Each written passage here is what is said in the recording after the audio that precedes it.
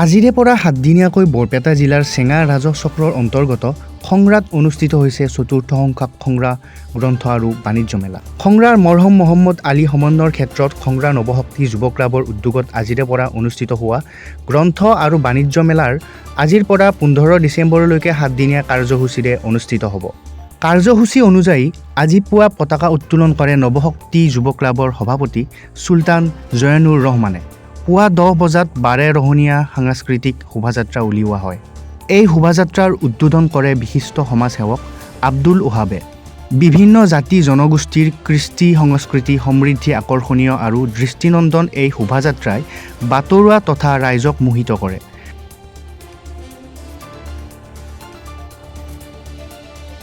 নৱশক্তি যুৱ ক্লাবৰ উদ্যোগত আয়োজিত চতুৰ্থ গ্ৰন্থ আৰু বাণিজ্য মেলাৰ আজি বৰ্ণাঢ্য কাৰ্যসূচীৰে শুভাৰম্ভ হৈছে আৰু আপোনালোকে দেখিবলৈ পাইছে আজিৰ যি শোভাযাত্ৰা, এই শোভাযাত্ৰাত এই অঞ্চলৰ যথেষ্ট সংখ্যক আমাৰ বুদ্ধিজীৱীৰ পৰা আৰম্ভ কৰি বিভিন্ন ধৰণৰ জ্ঞানী গুণী মানুহে অংশগ্ৰহণ কৰি শোভাযাত্ৰাখনৰ সাফল্যমণ্ডিত কৰিছে। যথেষ্ট সংখ্যক ৰাইজৰ সহায় সহযোগিতা ইয়াত পাইছে আৰু আগন্তুক যিকেইদিন আমাৰ এই কাৰ্যসূচী চলিব, এই কাৰ্যসূচীখিনিতো ৰাইজে সহায় সহযোগিতা কৰিব বুলি আমাৰ এটা আশা আছে। আৰু এই ক্ষেত্ৰত আমাৰ এই অঞ্চলৰ যুৱ বন্ধুসকলৰ যিটো আশা, তেওঁলোকৰ যি সপোন, তেওঁলোকে সমাজখনক আগুৱাই নিয়াৰ স্বাৰ্থত তেওঁলোকে এই গ্ৰন্থ আৰু বাণিজ্য মেলাৰ আয়োজন কৰিছে।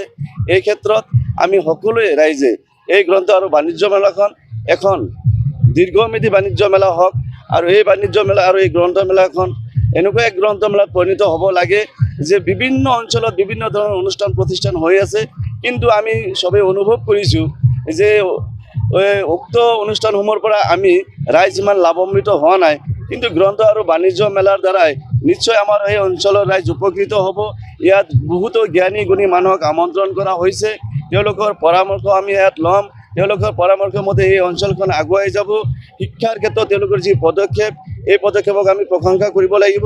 2024 চনৰ খংৰা চতুৰ্থ গ্ৰন্থ আৰু বাণিজ্য মেলা আৰম্ভ হৈছে আৰু এই চতুৰ্থ গ্ৰন্থ বাণিজ্য মেলাত আমি পোনপ্ৰথমতে আজি আমাৰ বৃক্ষৰোপণ কাৰ্য পতাকা উত্তোলন কাৰ্যসূচী আছিল, তাৰপিছত আমাৰ বৃক্ষৰোপণ কাৰ্যসূচী আছিল। বৃক্ষৰোপণ কাৰ্যসূচীৰ পিছত আমি মূলদ্বাৰ উন্মোচন কৰি এতিয়া আমি সাংস্কৃতিক শোভাযাত্ৰা আৰম্ভ কৰিছোঁ। আপোনালোকে নিশ্চয়কৈ দেখিবলৈ পাইছে ইয়াত অসমৰ বিভিন্ন ধৰ্মীয় জনগোষ্ঠীৰ বিভিন্ন ধৰণৰ মানুহ আমাৰ সাংস্কৃতিক শোভাযাত্ৰাত অংশগ্ৰহণ কৰিছে।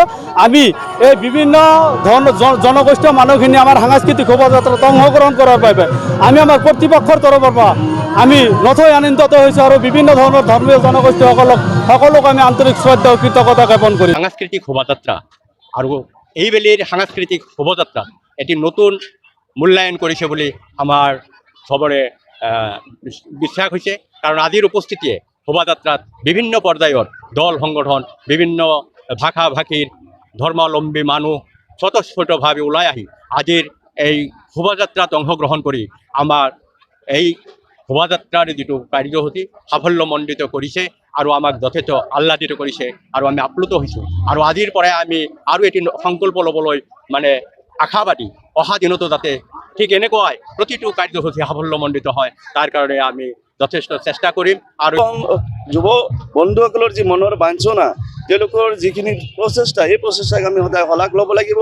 মই আশা ৰাখিছোঁ যে আগন্তুক দিনত তেওঁলোকে এই গ্ৰন্থ আৰু বাণিজ্য মেলাৰ লগত সংগতি ৰাখি বিভিন্ন ধৰণৰ সমাজৰ বা যিবোৰ ব্যাধি আমাৰ সমাজবিলাকত আৱৰি ধৰিছে, এই ব্যাধিবোৰ দূৰ কৰাৰ ক্ষেত্ৰতে তেওঁলোকে সহায় সহযোগ কৰিব, এই ক্ষেত্ৰতো আগভাগ ল'ব।